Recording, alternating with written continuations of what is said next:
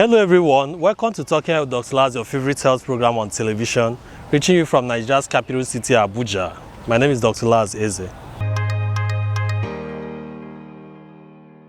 Yes, I'm bringing today's show. Behind me is the Jabi Lake, Jabi district in Abuja, Nigeria's capital city. And we'll be talking about the environment and the concept of One Health. The World Health Organization described One Health as an integrated, unifying approach, towards balancing and optimizing the health of people, animals, and the environment. Essentially, what One Health concept talks about is there is a relationship between man or humans, the environment, and also the animals. And of course, when you talk about diseases and infectious diseases in particular, this relationship, has a lot of implications in terms of the epidemiology and the pattern of diseases. On the program today, I will be having a chat here with an environmental health expert. She has a doctorate degree in environmental health sciences, and we'll be talking about waste management, the relationship between man and the environment, the interaction, and of course, things that we need to know to protect our environment and our health. We are going to get into this conversation after this break, but in the course of the program, we'll show you some visuals from the Do Dump site here in Abuja, because we're there on ground and interacted with some persons who are doing business there, as well as those who are providing health services to a community that is also residing around there. Do stay with us. We'll be right back after the break.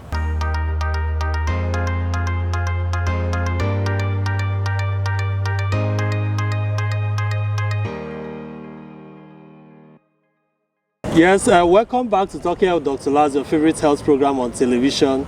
I'm here with Dr. Chimere Ohajinwa, the lead consultant at C-Circle Research. Is an environmental health consulting firm.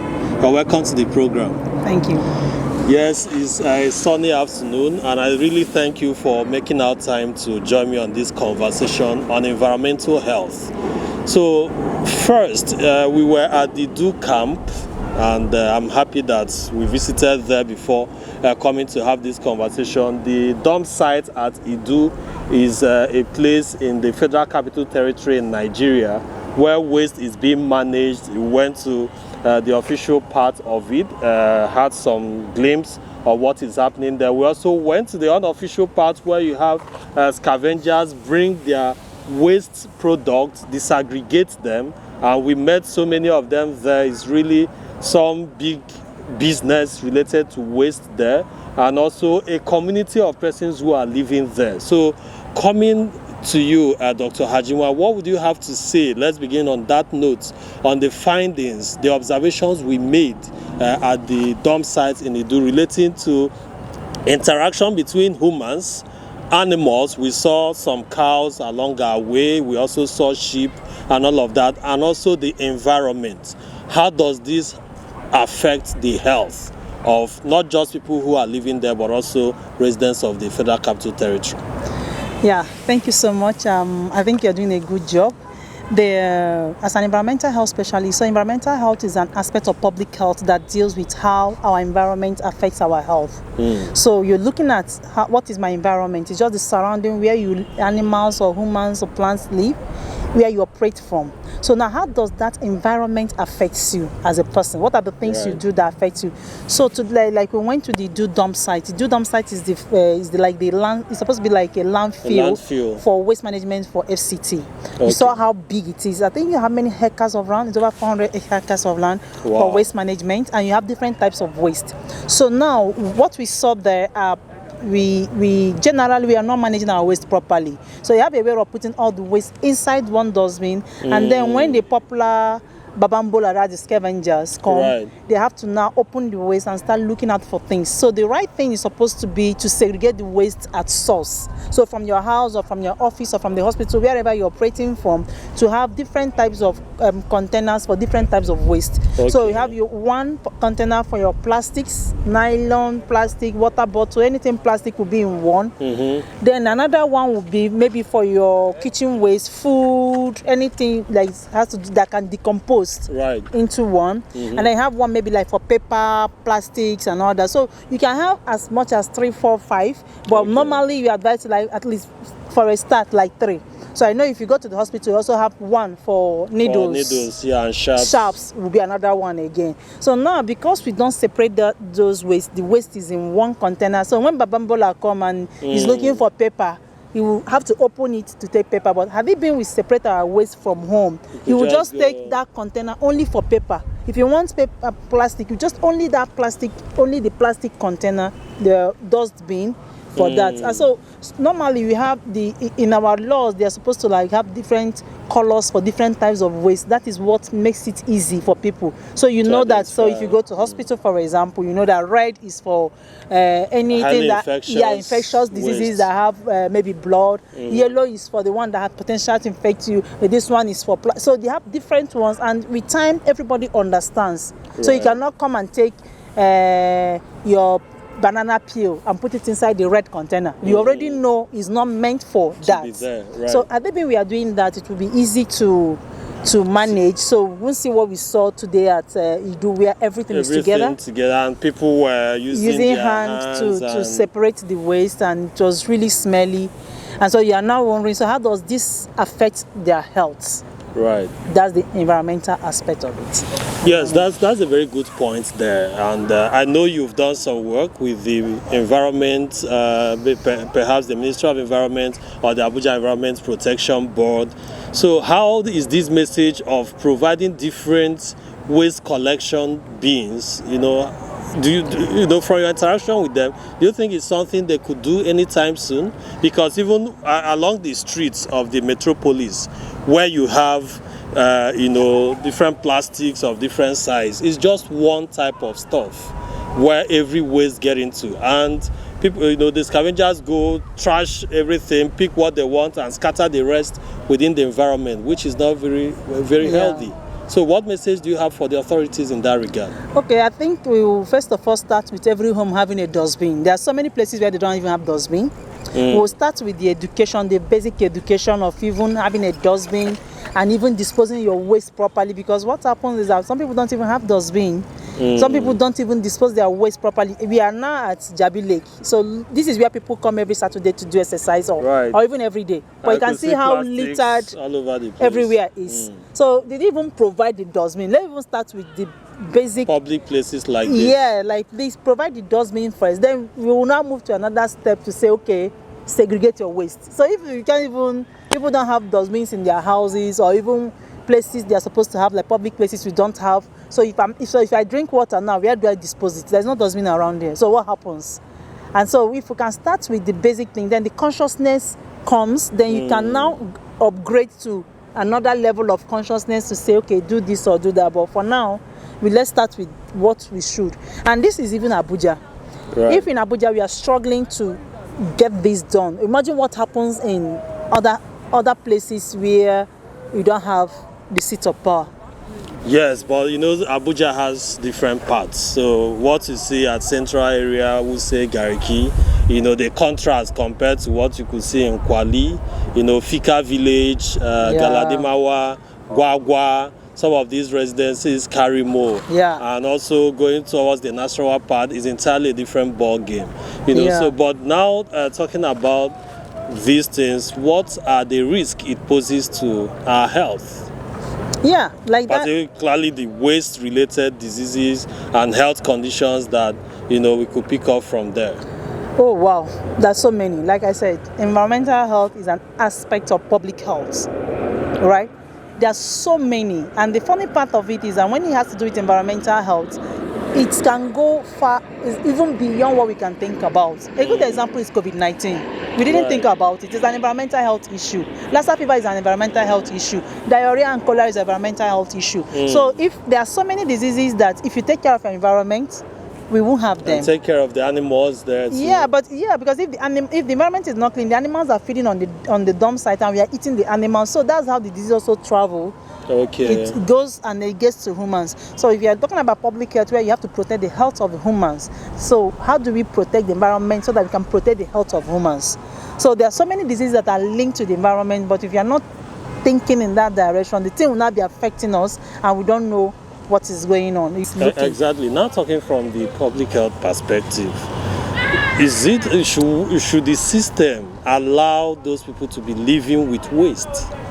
In the first place, that community we went to, we know that there's economic activity going on there. Yeah. So, and they are working hard trying to make legitimate money for themselves, from the waste.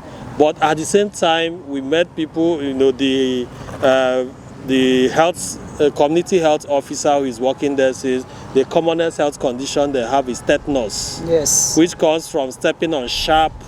And tetanus is also from the environment. Yes. We saw some of them with skin lesions, dermatophytosis and all of that. So what are the things that from that perspective could be made to ensure that their health is protected, especially within that community? Okay, so for me, the truth is that our environment, more than 88% of people work in the informal sector. So it's high time we begin to understand that we don't necessarily have to label them illegal. They are part of us. Right. So how can we make it work better? Because once you start labeling them illegal, then we start treating them differently. But when you label them rightly like part of us, your perception of how to even manage it becomes a different thing entirely. So these are one of the things we do in that in C-Circle. Yes. We're emphasizing on, we don't necessarily have to label them illegal. No, because they're making legitimate money. They're even cleaning the environment for us. But what can we do to protect them as well? Right. So it's a two-way thing. We saw how they are all giving. They are giving back to the community even though they're making their money. Yes. So it's the same way. So I would suggest that that's one of the things I did in my research, where is there a way not to call them illegal? This is if more than 80% of people are working in that system, we can't be calling them illegal. We need to find a different terminology that makes them work. So that's one of the things that work. How do we livable for the time they are there? Yes, but the time we even need them. Right. We need them because assuming all that crowd is not working, how do you think the environment will look like? So exactly. it's the same thing. So how can you formalize them? But using the word formalize doesn't. I don't know how to. It also means like they are informal. But I like that aspect you. Yeah, because that's what my research was on. How do you make them formal so you don't look at them like illegal? From the negative perspective. Yes. Then because it's illegal, then it's criminal. Then you have to preempt punishment. Then you have to do this. So you're no longer producing solution. You're actually encouraging them to become worse. Right. So that's what my research work was on about. And we are going to take a break. When we return, we will double down on this because there are a lot of different parts of Abuja. Other places they say people are not supposed to be staying, but you find large populations there, and government doesn't provide anything for them because, according to them, they are occupying there illegally. But we're going to speak more about that after this break. I've been talking with Dr. Chimere Ohajinwa, who is an environmental health specialist and the lead consultant at C-Circle Research. We'll be right back after this break.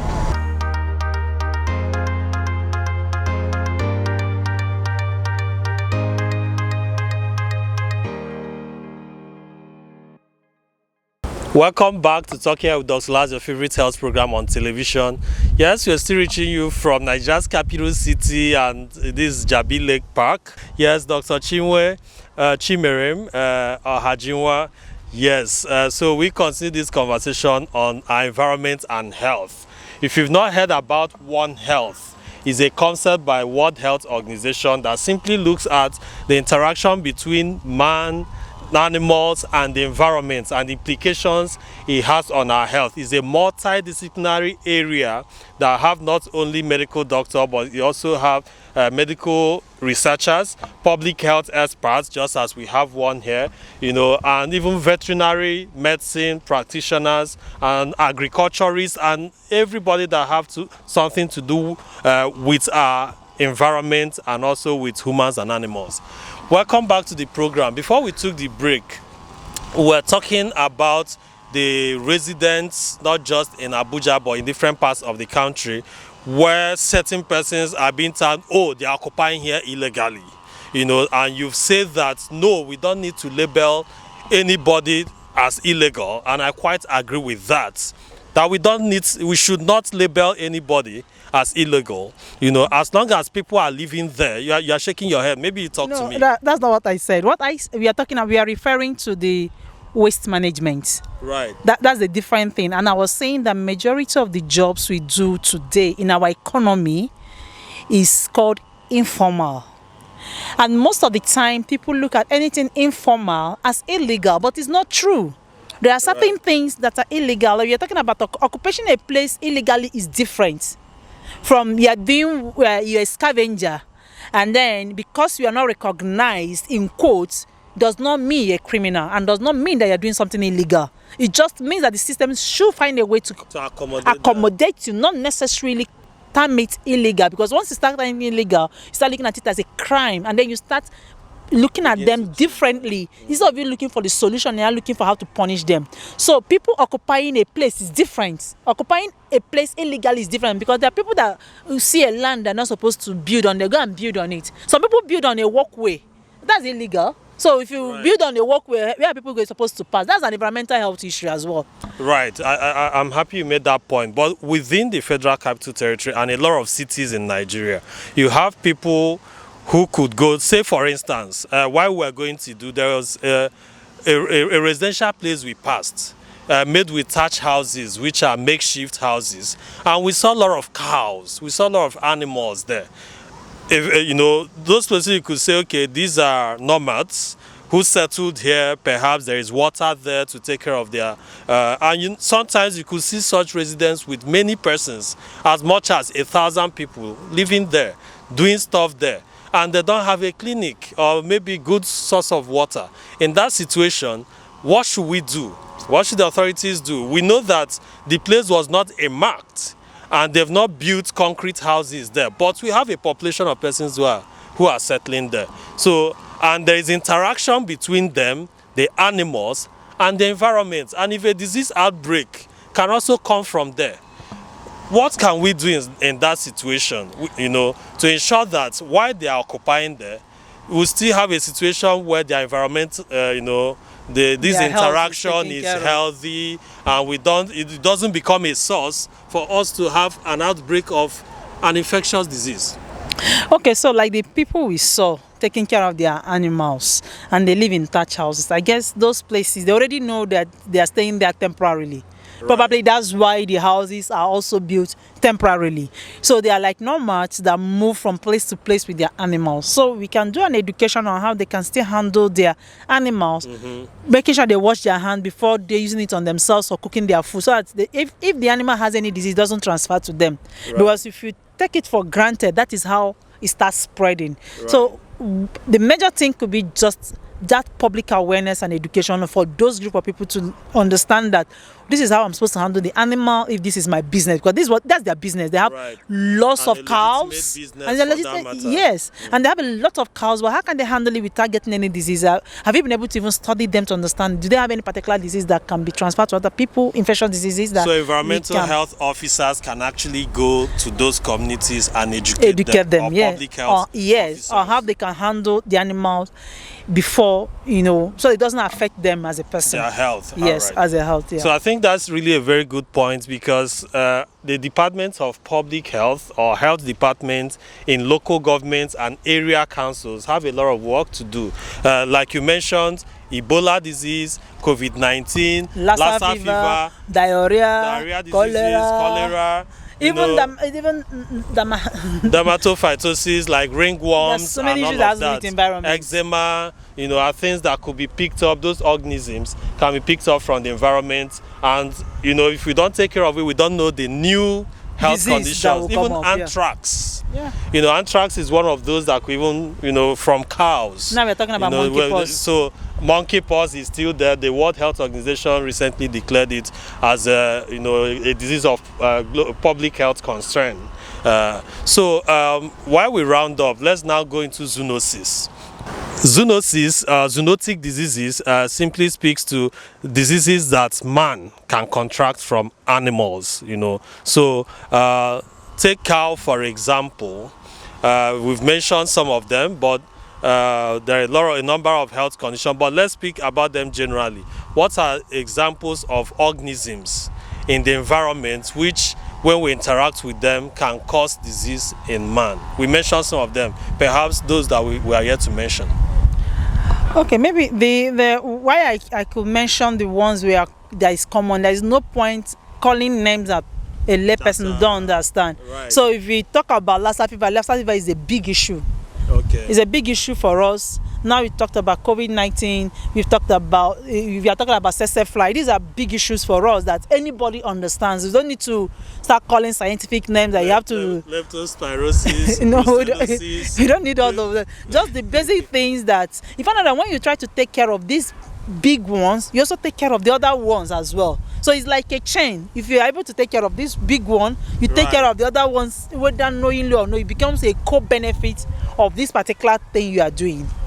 Okay. Yeah. So and what are those habits? What are the practices that we should be doing? Hand washing is one. Hand washing, cover your food properly. Don't allow rats and cockroaches and other insects and animals to touch your food. You don't need to share your food with your dog. Some people eat from the same plate with their dogs. Some people kiss their dogs. You don't need to do that. So even if you are going to be carrying your dog, make sure your dog is clean. So these are small, just basic hygiene that we need to do to make sure that we don't transfer whatever disease from the animal to humans. So if you touch your animals, you wash your hand before you start eating your food or preparing your food. If you clean your baby poop, make sure you wash your hand before you start preparing the food. You don't need to leave your garri in the open and then all the animals or rats will come and urinate in it, and that's how it starts. So if you have your food in your house, try to cover them so that you don't allow things like rat and cockroach to be getting itself there. So even if you are buying animal, if the same thing applies to people selling things in the market, you just make sure you cover it properly, because that's how it starts, and then you are looking for the source of the disease, and then the next thing, it becomes a new disease that we don't understand, and before we even understand what is happening, many people have died. Have killed a number of persons. So these are just like COVID-19. Just like COVID-19, yes, and Ebola and Lassa. Right. Lassa. Yeah. And these are viral hemorrhagic diseases. So these are small things that we can do. Just basic hygiene. Make sure that you wash your hand, cover your food properly, throw away your dustbin properly. Don't allow your days to overflowing. You don't need to keep the waste in front of your house to be overflowing with all the flies and rats. So until rats start growing there, that's when you know that you need to clean it up. Right.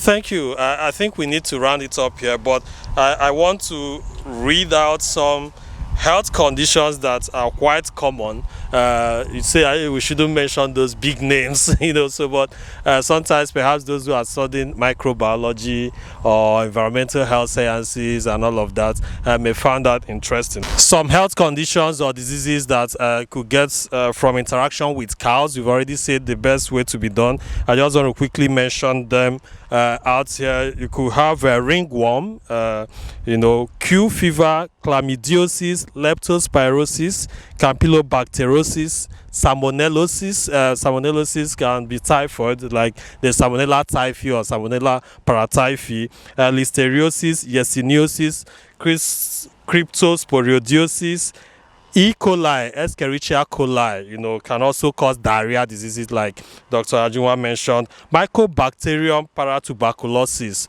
For those that drink nono or some of this unpasteurized milk, if the cow has Mycobacteria paratuberculosis, or Lactobacillus bovie, there are chances that someone could also get it. Methicillin-resistant Staphylococcus aureus, that one too can also cause diseases. Rabies. Rabies is common in dogs, but can also be gotten from other animals, as well as anthrax. There was a period, like 2 decades ago, where you have this anthrax disease outbreak around the world, and people were using masks and all of that. So, Dr. Chimere Ohajinwa, thank you for joining us on the program today. Yeah, thank you so much for coming to us. Yes, that's the much we can take on Talking Health with Dr. Laz today, your favorite health program on television from Jabi Lake in Abuja, where we had this conversation. Of course, you saw the visuals while we were at the dump site in Idu, and we were happy to find a community health officer who is there selling drugs. We met a patient who was on drip being resuscitated on a health condition. The message here is, let's adopt all the measures to habit very well with man, animals and our environment in order for all of us to be healthy. And the Federal Capital Territory authorities and the Abuja, the area councils, all of them should please pay attention to human beings who are residents, especially in some of these areas that the authorities claim that is illegal occupation. And anywhere we have human beings, please, their health is very important, because when we neglect them, the disease that may come from there may also find its way to those who are living in highbrow areas. Wherever they're occupying, please, let's take measures to protect not only their public health, but also the health of all of us. My name is Dr. Laz Eze. See you same station, same time next week. Bye.